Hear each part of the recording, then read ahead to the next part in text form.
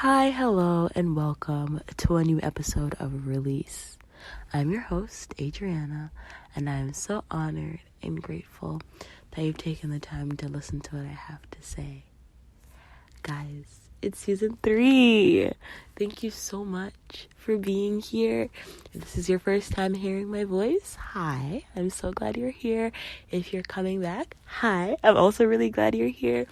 And I'm so grateful for everyone that has listened to one episode, every episode, half of an episode, a minute, doesn't matter. Thank you so much. I really hope that whatever time you've invested into listening to my voice, that you've gotten something from it. Yeah, that's my goal. That when you listen to each episode, you come from it feeling lighter, feeling understood, feeling loved, gaining clarity, whatever it is that you need. I hope that you go into that episode and you leave with whatever you set out to gain. In this episode, I want to talk about reclaiming our lives and living for ourselves. Growing up in the church, I talk about the church a lot, but growing up in the church, I personally sort of developed religion. Religion in itself is an identity. And with Christianity, of course, like I always say, I can't speak for any other religion, but in Christianity, there is this, basically this view that you have to abandon your human side. You have to basically be a perfect person. You have to act a certain way, dress a certain way, speak a certain way, speak about certain things, listen to certain kinds of music, etc., etc., etc. You have to show up in the world a certain way to basically be appreciated. I'm using quotation marks. You can't see it, but to be appreciated. And that really did take a large toll on me, especially being from the Caribbean and having Caribbean parents. It's like a double dose because I also went to a very Caribbean church. My church was probably like 90% Jamaican, and then maybe like 5% African, and then the next 5% is a mix of other cultures plus non-Caribbean people or non-Black people. And being in a church that is overwhelmingly full of Jamaicans, it brings a lot of cultural nuance to the situation, because it's not only that you're Christian, it's also that there's like this tendency for a lot of Jamaicans to be very, very, very judgmental, and it turns into like a fashion show and like a ridicule fest and like hypocrisy galore. It was very toxic, very, very, very toxic. These are the people that are teaching you how to live your life.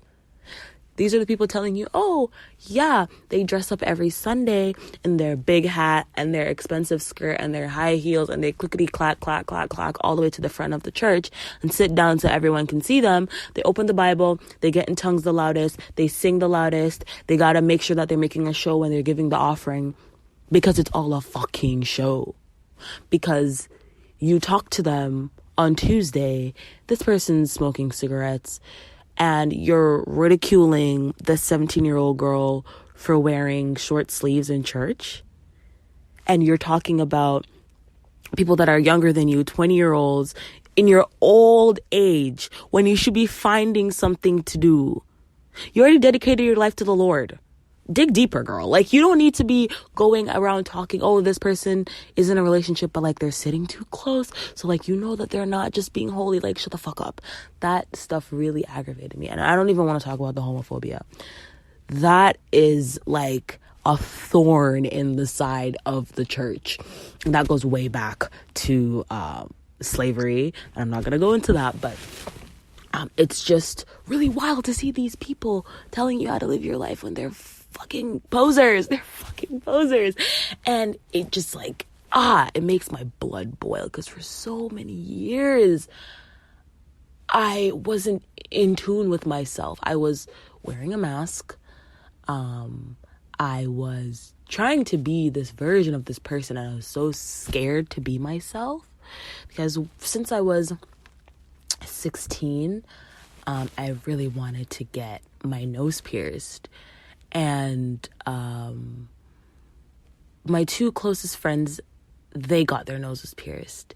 And I really, really don't like, not that I'm trying to be special, but I generally don't like to do things right after people. Like, it's a weird thing for me. If I'm planning to do something, I really like to just do it. Like, I don't want it to seem like other people are influencing me, and that is trauma from my mom telling me that I basically can't think for myself. But that's another topic for another day. You internalize things like that, and then it becomes really hard for you to, just because someone inspires you doesn't mean that you can't think for yourself. And it was a thought that I've had for years, and they got it done. And of course I couldn't go to my mom and be like, hey mom, I'm going to get my nose pierced and I'm in high school. She would have probably hit me really hard. So we didn't do that. And then I really wanted tattoos in high school too. I'm very thankful I didn't get them in high school though, because my high school brain and the ones I wanted, I would have had, oh my God, the thing from Harry Potter. I literally cannot remember what it's called right now, but it's like a triangle. I would have wanted that. Yeah, I would have wanted that.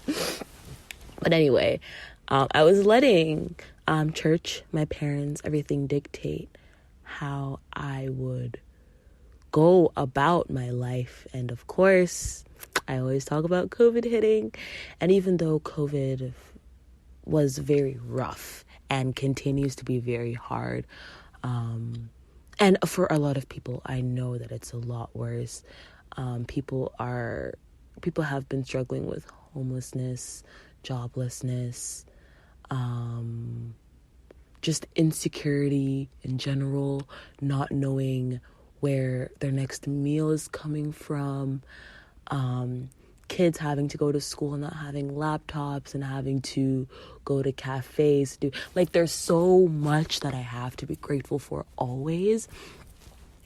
And in this COVID time, even though it was rough, I found so much to be grateful for. I've talked about having to sit and face my shit. And before, I was like, yeah, I'm definitely agnostic. Like, I believe some things out there, but I just couldn't get into the homophobia. I couldn't get into the hatred, the hypocrisy. It wasn't me.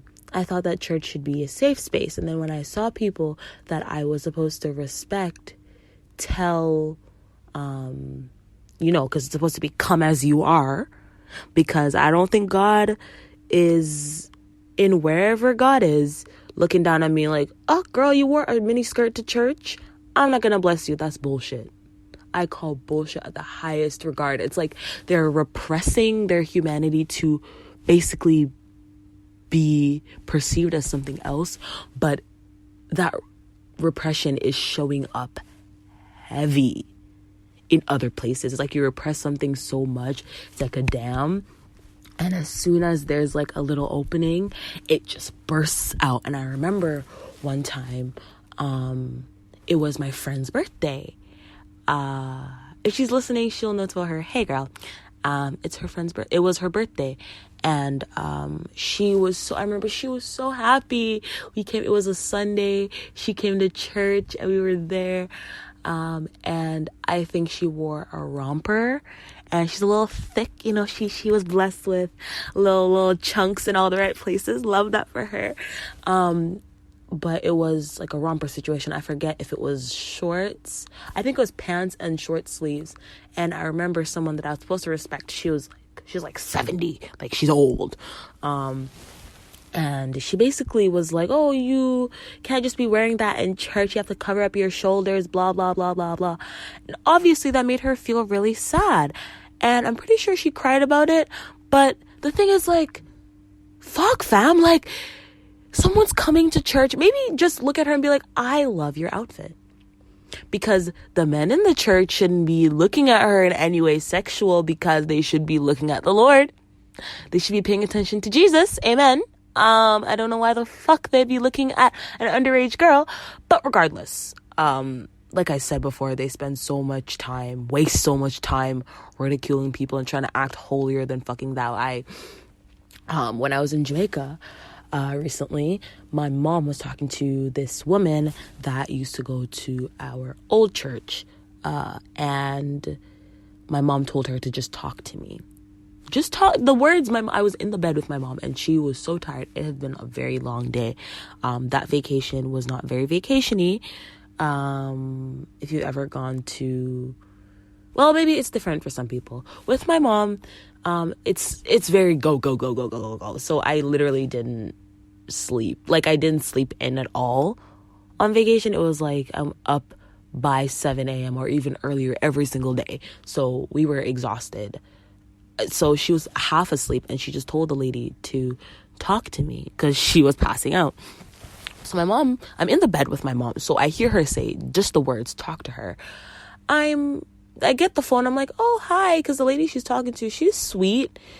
But she was like, oh, how are you? I'm like, I'm good, whatever. She's like, so when was the last time you went to church? I was like, in my head, I'm like, girl, what the fuck? Like, you don't even ask me about school. You just go into church, whatever. So I'm like, I haven't been to church since COVID hit. Because the last time I stepped foot in my church was in March of 2020. I remember because it was like a week before my birthday. Because it doesn't matter. The specifics don't matter. The point is, it was just right before COVID hit. And she was like, why haven't you been going to church? The Lord loves you. The Bible says blah, blah, blah, blah, blah, blah, blah. And I'm here like, And after she talked to my mom, and my mom was saying, because I told my mom, I was like, this woman is here preaching the Bible to me at 11 p.m. She didn't even ask me anything about anything else outside of life. Outside of church. That's crazy. So my mom was talking to her like a few days later, and she was like, you told me to talk to her. I thought you meant that I should tell her about the Lord. In my head, I'm like, what the fuck? Like, for real, I was like, there is no fucking way that you thought that talk to her means you're supposed to be preaching the fucking Bible to me. Like, there's these holier than thou people that have to literally prove how holy they are in order to be appreciated. They have to act like they walk on fucking Bibles. Like, they don't walk on the ground. They don't make mistakes. Miss perfect, amazing, spectacular, beautiful. That shit irks my spirit so badly. I love authentic people, and that's one of the things that really pushed me away from church. Apart from the fact that I just didn't really identify with a lot of things that they were talking about. And again, growing up somewhere from birth until making that kind of decision like 2-3 years ago, you're still gonna have certain things ingrained in you. And I'm trying not to form a hatred towards religion. I'm trying to kind of unpack, because I do have religious trauma. I'm trying to unpack that in a way where because I understand that the Bible in itself, like, I see Jesus and the Bible sort of the way that I see the Buddha and his texts, how I see Muhammad and the Quran. It's sort of like there's a messenger, there's a prophet, and there is knowledge, there's word, there's this person who's been enlightened, and now they're writing these words that are supposed to benefit us. I believe that all religions, major, minor, whatever, Eastern, Western, God-centered, multiple gods, doesn't matter, they all come together and they form some sort of cohesive understanding. So because we're all separated, and because we're all trying to be like, oh, Christianity is the way, Islam is the way, Buddhism is the way, Hinduism is the way, we're literally breaking apart that unity that's supposed to connect us so that we are able to really understand and to be able to unlock a lot of things that we're preventing ourselves from unlocking. But I digress. So being away from church, within 2-3 years, I got my septum pierced, a second nose piercing, and I have some tattoos. And obviously, I struggle with my mom and my parents and whoever, my family. I've told a story about when I was in Jamaica and I saw someone that hasn't seen me in years, and they were like, oh, why do you have that thing in your nose?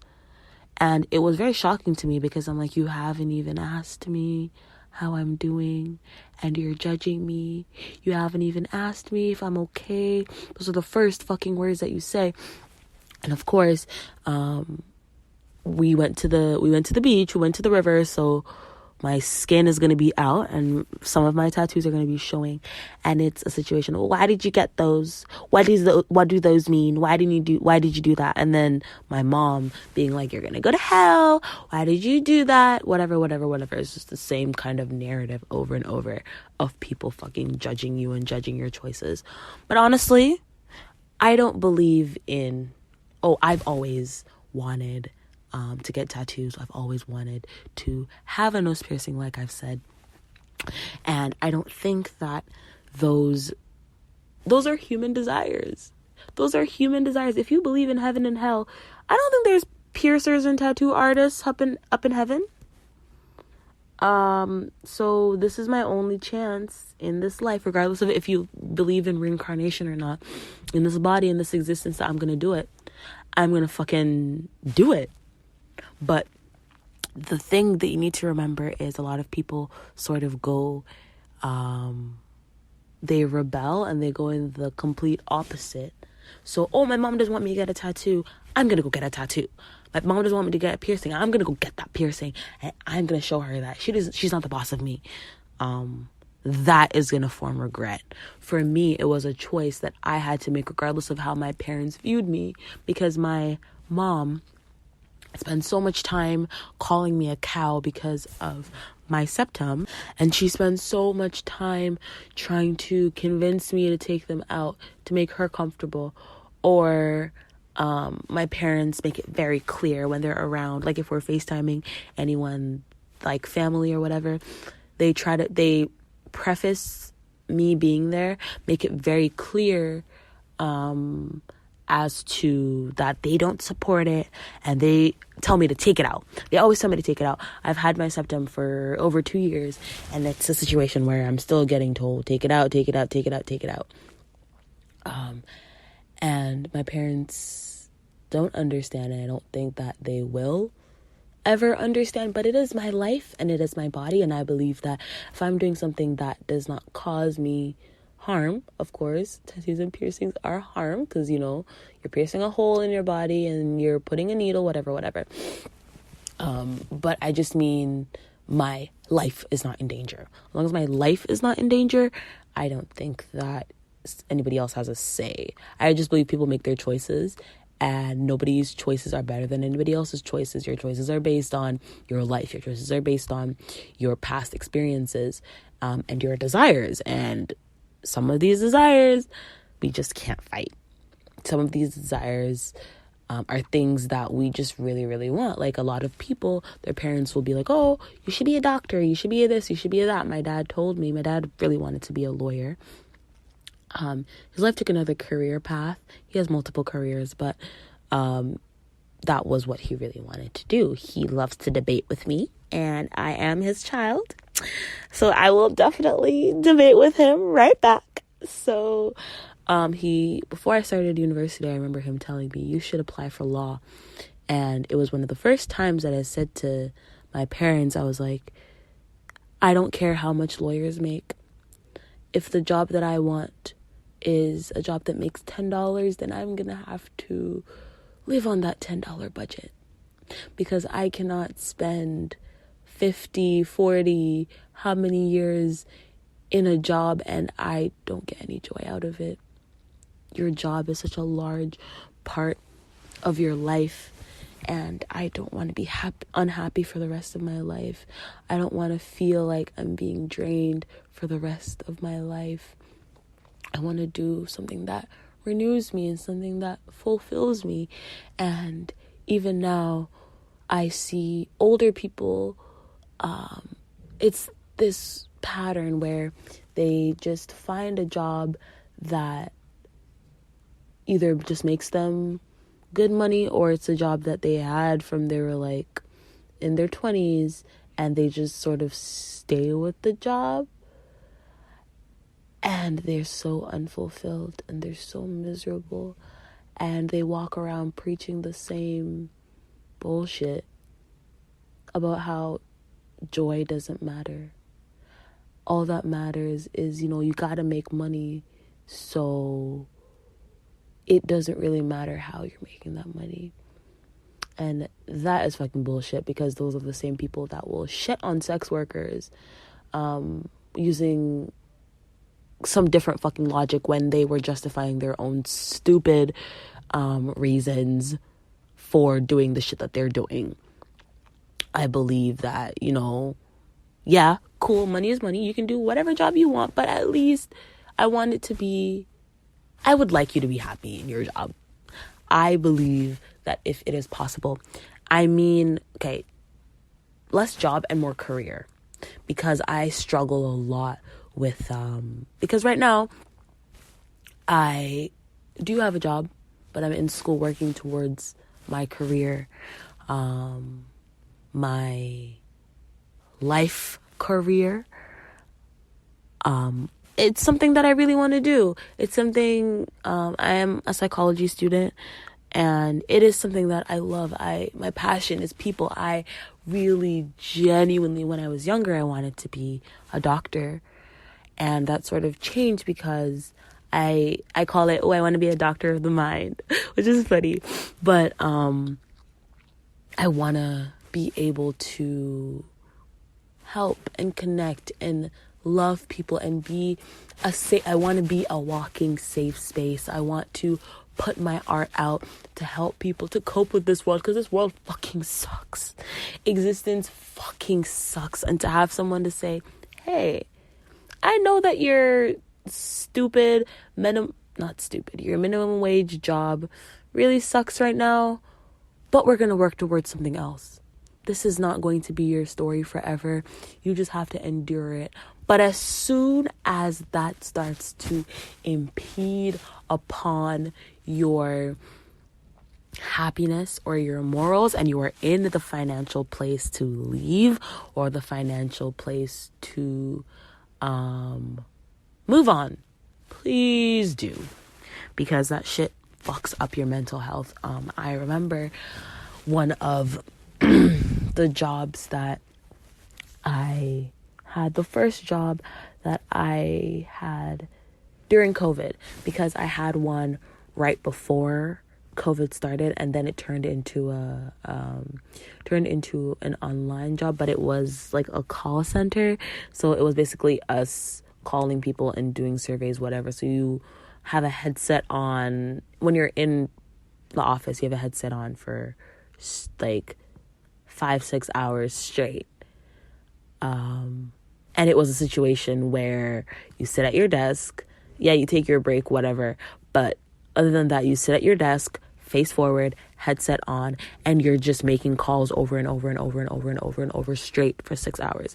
That shit gives you a headache. And then when I was home, it was a situation where I would get terrible headaches, terrible breakdowns every time I had to work, because I genuinely hated it.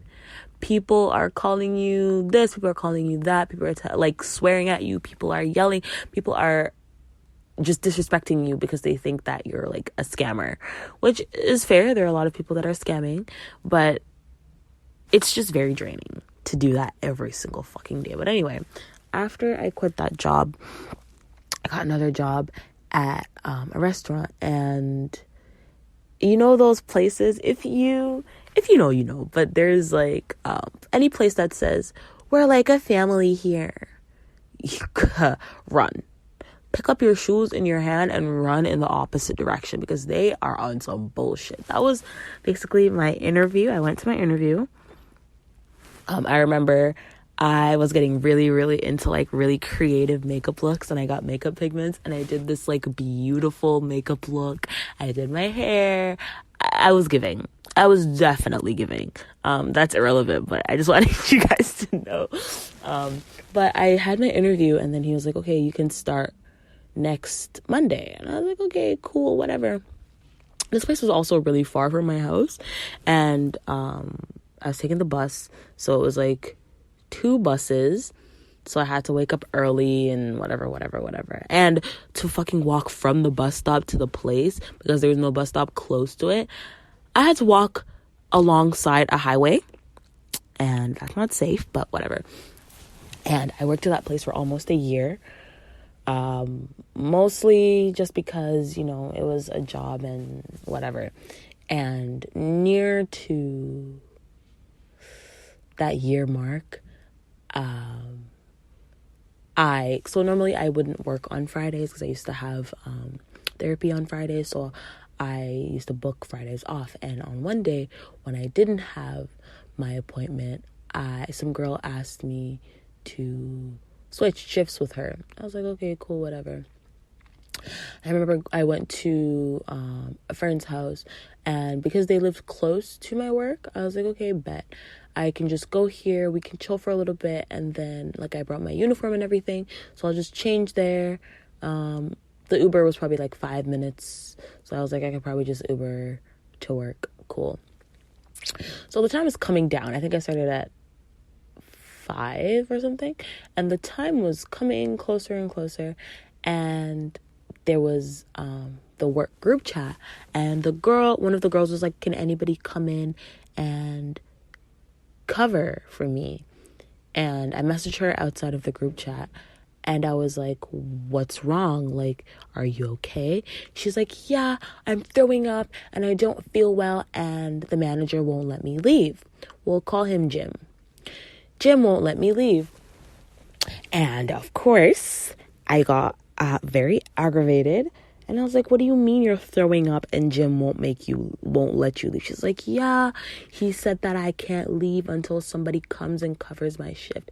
Keep in mind, Jim is probably in the office relaxing, living his best life. So I don't understand why he couldn't be the person to do her job and send her home when I was supposed to be coming like 30-45 minutes after, whatever. So I was getting a little bit upset because this girl is telling me that she's throwing up during COVID around food. What if she throws up on a customer? What if she throws up on herself? What if she throws up on the food? What if she gets the rest of the people that are in they're in close proximity to her sick? That shit really pissed me off. So I was like, okay, bet. Since nobody else wants to do it, I'm gonna have to be the person to do it. So I call, and he didn't answer the phone. The girl that answered the phone, let's call her Rebecca. So Rebecca answers the phone. I'm like, hello, Rebecca. I will not be coming in today. Rebecca's like, okay, are you sick? I'm like, no, I am not sick. This girl, Jane, we'll call her Jane.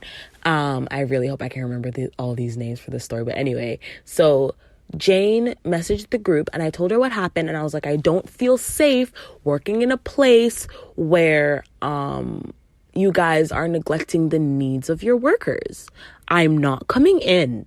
And that's it. She's like, oh, you have to come in because we just opened indoor dining and it's so busy and blah, blah, blah, blah, blah. I was like, I don't think you get it, babe. I'm not coming because I repeated it. I was like, I don't feel safe in this environment, especially with a manager that is neglecting his workers' needs. Also, the girl told me that this man was doing an interview while she was sick. While she was complaining about throwing up, he was literally interviewing someone that would replace her. Like, she could have died on the job. Like, I'm getting emotional thinking about it, but she could have literally died on the job and they would have had someone to replace her immediately. That shit pissed me off, especially when she told me that part. So, like, okay, you're not helping me. I need to talk to Jim. And Jim isn't even, this was a franchise. Jim isn't even the owner of the franchise. He's just the manager. So, she's like, oh, Jim's in an interview. I'm like, okay, bet. I'll wait for him. We're waiting. Jim comes on the phone. He's like, hello. I'm like, blah, blah, blah, blah, blah. I tell him exactly what I told her. He was like, oh, you're shouting. The conversation is over because you're shouting at me. I'm like, I'm not shouting at you. And the conversation is not over because you need to hear this. I told him, I was like, your employees are too scared to say it, but I'll be the one to say it. You need to pay attention and care about your employees because I'm not going to go into detail about what I said, but I was really, really upset. Basically, he told me, he was like, and also he's a fucking asshole if you couldn't tell. He was like, oh, you better, no, he was like, oh yeah, I expect to see you at your shift at 5. So I hung up the phone. And, at the time I went to, my partner's house at the time, and I told him the situation, and he was like, what are you gonna do? I was like, well, right now it's 4:50, so I don't know. Let's have a parade. I don't fucking know, but I'm not going there because I understand the implications of being honest, especially in a space where you're the only Black person and you have to be the loud Black woman. A lot of people that are minorities have to be the ones to speak up because they're the ones being affected by the system and being hurt by the system, and we have to be the loud ones and we have to be the uncomfortable ones in order for shit to change. So at 5 p.m. he texted me, he's like, it's 5 p.m. I'm gonna assume you've quit. Bring your uniform in by this day or it's gonna be coming out of your paycheck. I was just like, great.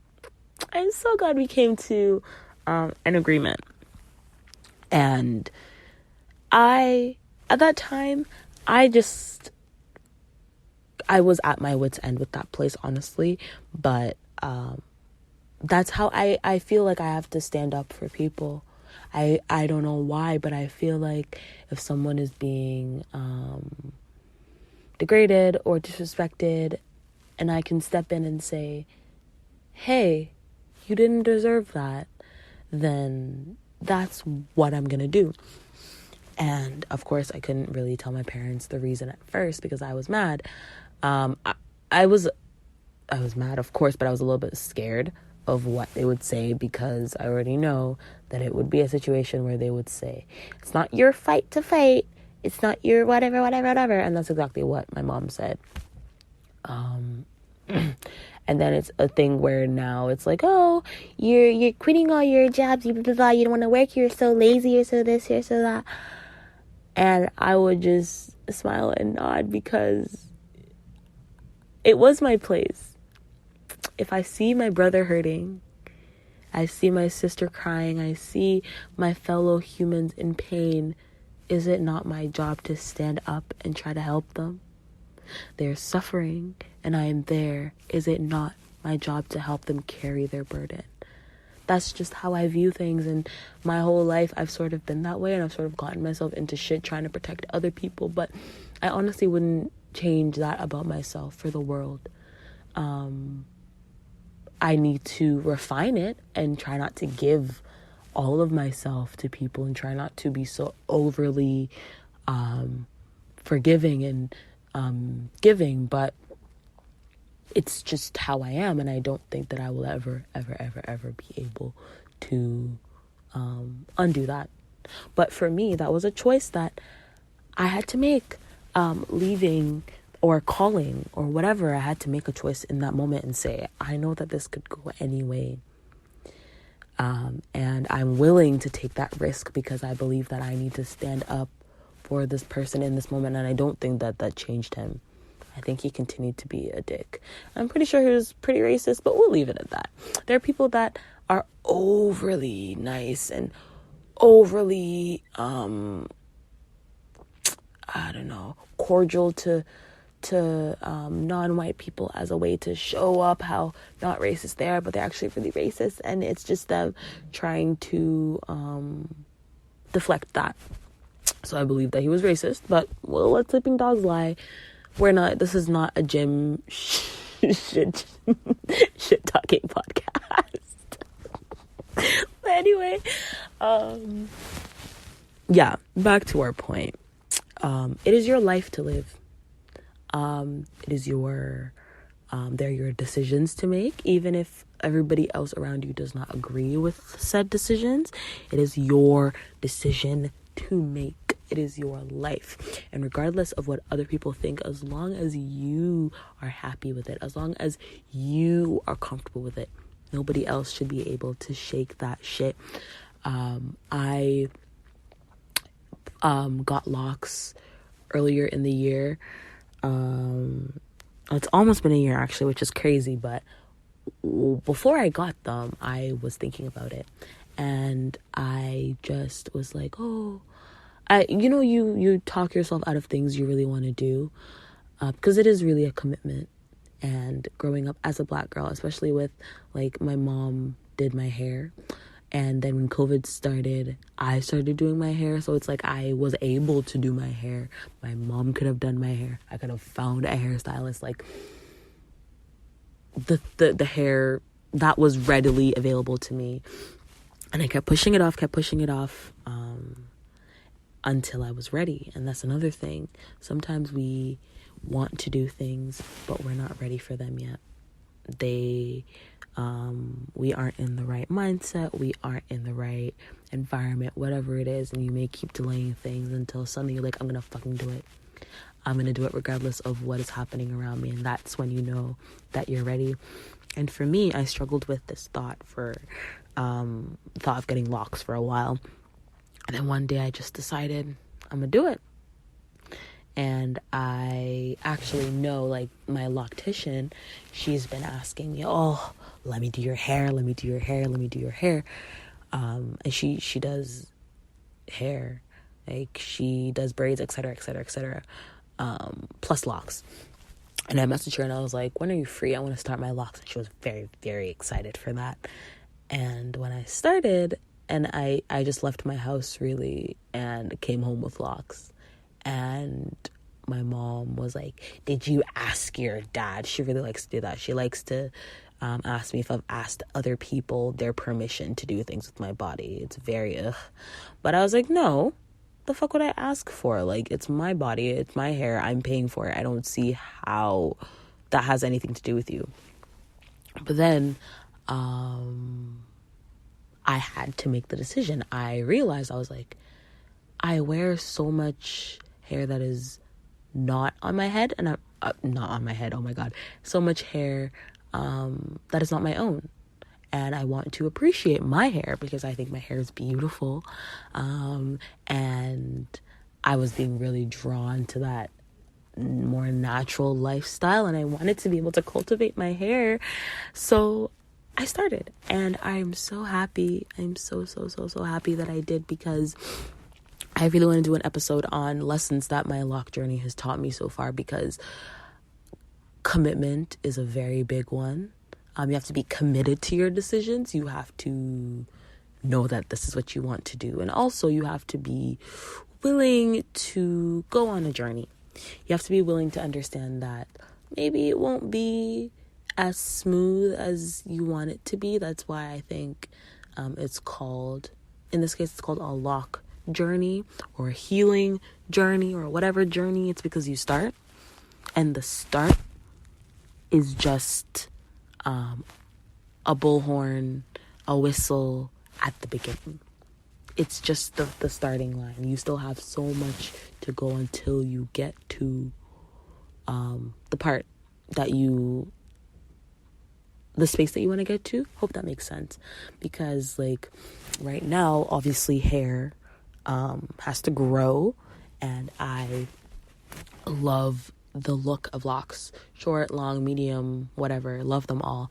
But there are people that are sort of obsessed with the end of the journey, people that start, and I know that a lot of us are just really impatient. We want things to go, but it's sort of like, I had to realize, I'm like, if I want to get the long flowing locks and I want to be more connected to myself, I have to start. I have to start at day 0, because I can't get to day 535 until I start at day 0. So here's day 0. And day 1, it got a little bit easier. Day 2, day 3, day 4. And now it's November. It's been, today is the 9th. Today is the 9th. I'm recording this 2 days before release day. Tomorrow is going to be 11 months since I've started my locks, which is crazy. But when I was in Jamaica, my aunt was like, oh, your hair is going to be so beautiful when it's long. And I was like, no. No, it's beautiful right now. Don't you dare tell me that this part of my journey is not beautiful, because you are not the one experiencing it. How dare you? Just like on your healing journey, when you finally tell someone no and nobody else recognizes that that was a hard thing for you, you need to say to yourself, I am so proud of you, self. You're moving along, you're doing it. And even on your low days, you can say, oh, my hair is bothering me today. Or, oh, I really, I'm just drained. I can't be productive today. I'm just drained. Whatever the situation, you can come back to yourself and say, it's okay. I'm human. I need to be gentle with myself. And with the hair journey, it's like, okay, today I might not feel like I'm fucking with my hair. Throw on a scarf. I'm a big scarf girly. Not to cover my hair, more for like veiling purposes, and more for just, I like scarves. I like the way my face looks with scarves. So, but being able to find an alternative and not get stuck in that place of, now like I'm gonna have to stop because this is so hard, sort of thing. Like giving yourself motivation to continue. And I've been getting those comments about my locks. My mom's friend, they've been friends since high school. Not high school. I think she said that they've been friends since her first job out of high school, so they've been friends for a really long time. And when I saw them in Jamaica, they were like, or one of the sisters, there's 2 sisters of them. One of the sisters was like, why didn't you do your hair before you came? I was like, excuse me? I looked at her and I was like, excuse me? She's like, yeah, why didn't you do your hair? I was like, I have locks, thank you. If you're fucking blind, but I have locks. And she's like, oh, I thought they were just braids. I was like, girl, what the fuck is wrong with you? What the? In my head, I was like, the fuck? And she's like, yeah, I used to have locks. And then in my head, I was like, girl, you used to have locks and you don't know what locks look like? Like, yeah. My locks are pretty thick, but it's very clear that they're not fucking braids. But anyway, yeah, she's like, I used to have locks and then I got tired of it, so I just shaved it all off. And I was like, okay. She's like, you're gonna get tired of it soon and you're gonna shave it off. And I was like, no, because it was a hairstyle for you, but it's a lifestyle for me. There's a lot more to it. There's a lot more connected to it than just being hair. And sometimes you have to sort of find that importance. You have to find that connection to your heart for your decisions, especially ones that are gonna alienate you from the people you love. You have to find your reason to keep fighting. You have to find your reason to keep going against the grain. And for me, spirituality has been quite that kind of journey. Having literally every single person around me be Christian. Growing up, the Bible is always around. Used to go to church every Sunday, Wednesday, Friday, all the time. There's a radio on in the kitchen that is never off, and it's on the Christian radio station.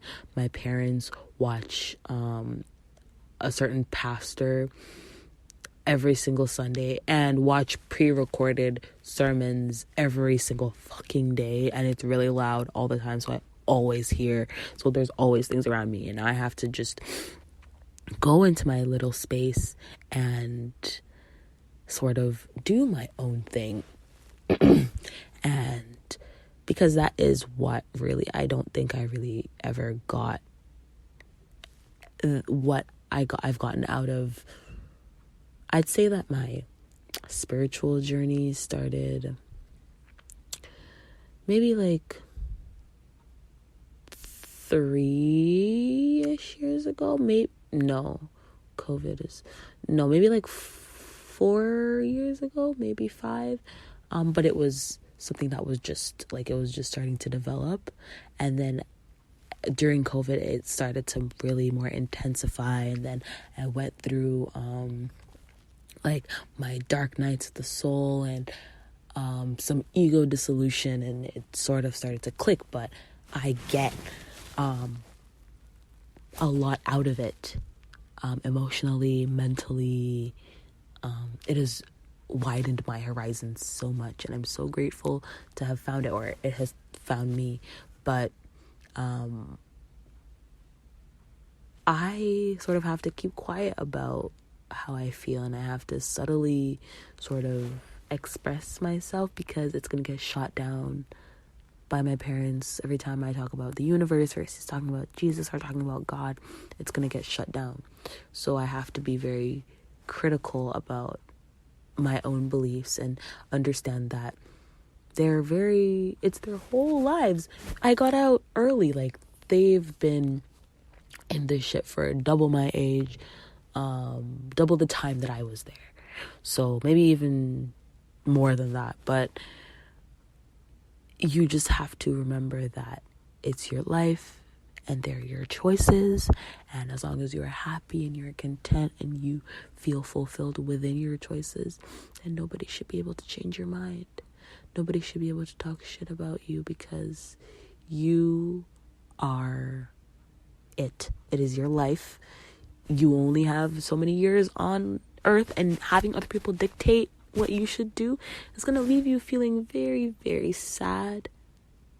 And it's just not, I see it a lot. It's just not worth it. Please do what you want, as long as you're not harming yourself or harming others. Do what you want, do what you love, go after your passions. Don't care about how people are going to judge you. Fear holds us back. Fear eats us up. You do not want to be 50, 65, 70. You don't want to be on your deathbed and you're like, oh, I wish I had done these things, because now you're young. Now you can travel the world. Obviously, that one has a little asterisk beside it because money. But you can do all the things that you want to do as long as the resources are available. And if you want to do it bad enough, the universe will provide. If you let it be known, the universe will show you. You're not going to get what you want all the time, but you will get what you need when you ask the universe. Yeah.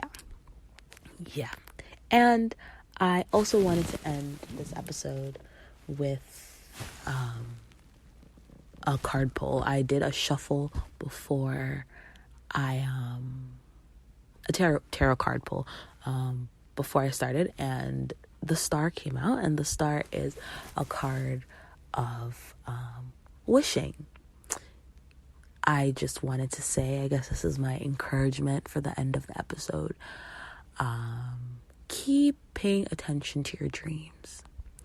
When other people tell you that you shouldn't be aiming high, don't listen to them. Keep your eyes on the prize. It doesn't matter what anybody else is doing. Do what you think is best. Do what you think is best. Speak about what you feel is important. Love yourself the way that you deserve. Write down your dreams. Write down your desires. write down make it into a concrete thing so you can see it. Write it down, put it up on a wall so you can walk by it and you can see it. Make a plan. Put it into small sub goals. I can even do an episode on how to create and work towards goals and how to shape your goals in a way that will make them more successful. If you're interested in that, let me know. But yeah, that's really all I wanted to say today. Today's a little bit of a longer episode, but I thought that I would do this because it is the season 3 opening. So yeah. But that is all I have for you guys today. Thank you so much for listening. Thank you so much for being here. I'm so excited for what season 3 will bring. I love you guys so much. I'm so honored and grateful that you listened all the way through. And I'll catch you guys in the next episode. Bye.